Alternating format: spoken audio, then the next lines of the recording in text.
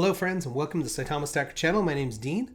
If you're watching my videos for the first time, please know I only make them for entertainment, education, and community building around the Saitama token. Hey, I'm sure you all noticed that beautiful new introduction to my video. I just want to give a shout out to Red Smith, one of my viewers who was so kind as to take it totally upon himself to create that beautiful lead-in. I absolutely love it. It is an amazing improvement over what I had in the past. And so, sir, thank you very much. Community, thanks for all you do. Back into the video. There's not too many ways to stack it today. It's been a tough day for the HODL investors, for those of us who buy and we're hanging on. Now, there has been a little bit of recovery in the price actually since I did my show prep here in the last 15 minutes. But we have been down 20% and even more at some points during the day. So you can see here, in the last hour, there's been a bit of a recovery. But tough day in general for crypto investors. I'll show you the broader market here in a little bit. But first, let's take a look at what's going on with the fundamentals for Saitama for the last 24 hours. The holder count for Saitama has clicked up to 317,630. It's an increase of 581 over yesterday. Our market cap has fallen to 1,177,000,000, and our ranking among all cryptocurrencies would be 93 in the CoinGecko ranking system by market cap. Now, it's pretty tough, our fall, but you'll see here in a minute, lots of cryptocurrencies are suffering. And I'll show you what I think the root cause of that is. And then we'll be looking for solutions over the next couple of days or to see how the market responds. Because quite frankly, I mean, there's a lot of people that are scared. There's a lot of people selling over the news that's out.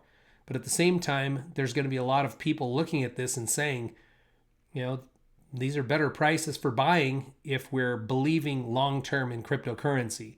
And we'll have to see how people respond. Quite frankly, I don't know that I could tell you the answer for that right at this very moment. Again, when I did my show prep, which is literally just a few minutes ago, 7 zeros 2 6, currently almost 7 zeros 3. So a bit of a recovery going on here in the last little bit. The volume in the last 24 hours is ticked up 20 million. And when the volume is up against downward prices, the burn speeds up, and so do the reflections. So the burn speedometer would suggest 67 days to burn 1%. That would be about 5.4% of the total Saitama supply in a year. The 10-day moving average, 3.48%. And here, when we look at actual tokens burned, 6.6 trillion. Now, that's the most token burn we've seen here in quite some time. The last time we had a burn that large or better was back on the 4th. So about the time that the development team launched that the Saitama app would launch on the 8th. So we've got, those are bright spots, but in light of what's going on, a little bit better reflections, a little bit more burn. It's not much of a consolation when you're looking at your wallet, but nonetheless, we are seeing a faster burn and higher rates of reflections, which I'll show you at the end of the video. So what I'm doing here, these are the top 100 coins per CoinGecko, and if you look, Bitcoin, Ethereum, just look down this right-hand side of the screen, and pretty much across the board, we're seeing some steep declines. There are a few that are still in the green. These are coins that would be considered more stable coins. And, stable coin is a specific type of token in that it's pegged to the US dollar and it's designed to be stable in terms of its price. So if we were to look at like USD coin, there, Tether is another one. The price is $1. The price is $1. There's some volatility there, but relatively speaking, I mean, they're just flat and they're pegged or they're benchmarked to the US dollar. But outside of the stable coins, looking at these, what you see is a steep decline here in the last 24 hours. And Saitama, our chart looks very much the same. The last 7 days have been hard, but the last 24 hours, if we were to put this in a 7-day chart, you're going to see big fall off here just today. So what's going on? That's the question. If you haven't looked into this yet, the biggest thing that I could pinpoint, and I actually found this in a Discord for the TARP token, so thanks to whoever posted the link, but Russia is proposing a ban on the use and mining of cryptocurrency. As I read into this, they're not proposing a total ban of cryptocurrency. More so, they're saying they don't want people mining. And in some ways, I'll show you a statement in here that to me tells the tale, that says systems of centralized power are starting to get very, very concerned. So let's read this statement right here. And this to me tells the tale of all centralized power. It says Russia's central bank on Thursday proposed banning the use and mining of cryptocurrencies on Russian territory, citing threats to financial stability, citizens' well-being, and its monetary sovereignty. This move is the latest in a global cryptocurrency crackdown as governments from Asia to the United States worry that privately operated and highly volatile digital currencies could undermine their control of the financial and monetary systems. So what are they concerned about? They're concerned they're not going to have control. Okay. And there's actually a reason, in DeFi that we appreciate the fact that it's decentralized finance. There is no central control. Sometimes governments that have control of their currency and they have control of the people. So, yes, cryptocurrencies are volatile. Yes, there's been a lot of Wild West action in cryptocurrency. I did an AMA earlier today with the TARP team, and we talked about the fact that there is a need for more resources for investors to vet out projects and try to protect themselves from unscrupulous people that would try to scam them. Well, yes, cryptocurrency is volatile. Yes, it's not very regulated. But the biggest concern I think you're seeing is that governments are starting to realize if we can't control the money, we can't control the people. That's just my thought, but it's one of the things I like about DeFi. We're not just building decentralized financial systems, we're building decentralized communities.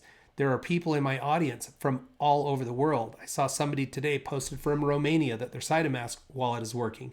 There are people in the Middle East. I've got people in South America. I've got people, over in Australia, just around the world. And we're building a community of like-minded people. And really, what do we want?